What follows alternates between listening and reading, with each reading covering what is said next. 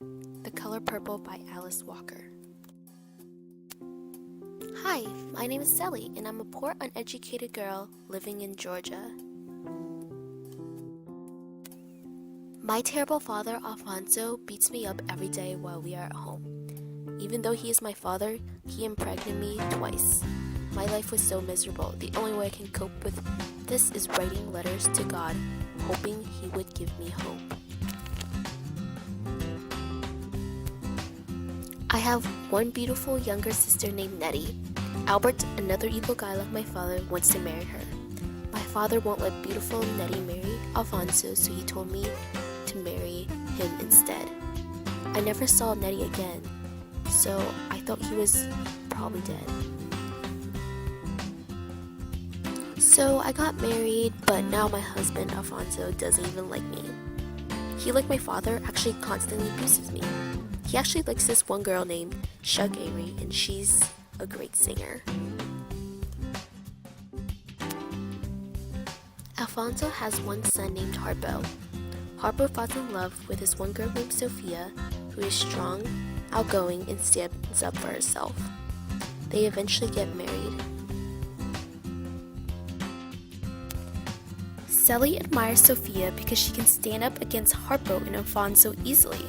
In fact, she is stronger than both of the two. Harpo constantly tries to overpower Sophia, but she refuses to. In the end, she just moves out with her children because of his attempts.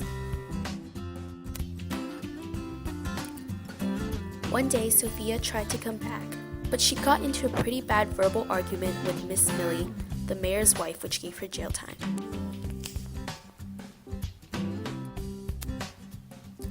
So back to the topic of Shug. One day, Shug falls ill and comes over to my house. I didn't like her at first, but I came to like her more and more. We talked a lot about my life and my issues. For an odd reason, I was sexually attracted to her. I found out she got a boyfriend named Grady. Even if she has a boyfriend, I still talk to her about everything, including what Albert does to me daily. She's the only person I could talk to about my issues. One day, she found a letter from Nettie, my sister. I thought she was dead. We searched everywhere to see if there were any more letters. Apparently dozens of letters were hidden under Albert's trunk. That evil man. I learned so much about Nettie's life, and thank God she is alright. She is on this missionary trip with Samuel and Corinne in Africa. They found my two children are taking care of them right now. Nettie, Samuel, and Corinne learned many things during their trip in their Africa, including lives of the poor. She gave the kids a chance to learn.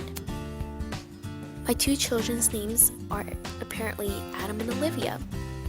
Nettie talks about how intelligent they were. And my son Adam even found love with Tashi in Africa. I also found out through Samuel that Alfonso isn't even my real father. I missed a lot of information these years. Now I began writing my letters to Nettie instead of God. In a way, I lost trust in what God is. Fortunately, I realized God is more than a white bearded man. He represents the universe. After reading those letters, Shug and I went on a rebellion. We left the men here in Georgia and moved to Shug's new place in Tennessee. This is where I created my own clothing factory. My life is so much happier. I can finally do the things I want to do and not be restricted by anyone. A few years later, I went back to Georgia. My life is great here and all, but I grew up in Georgia and I want to stay there. When I went back to Georgia, I found out my father died. I don't think he quite learned his lesson, ever.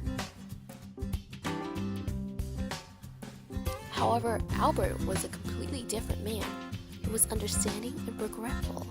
I forgive him for what he did. He proposed to me again, but I think I'll remain single. I went to live alone and free, therefore I had to decline his offer. We remain good friends and we still talk occasionally. Good news, Nettie is coming back to America. This is one of my happiest days in life. I haven't seen her in so long.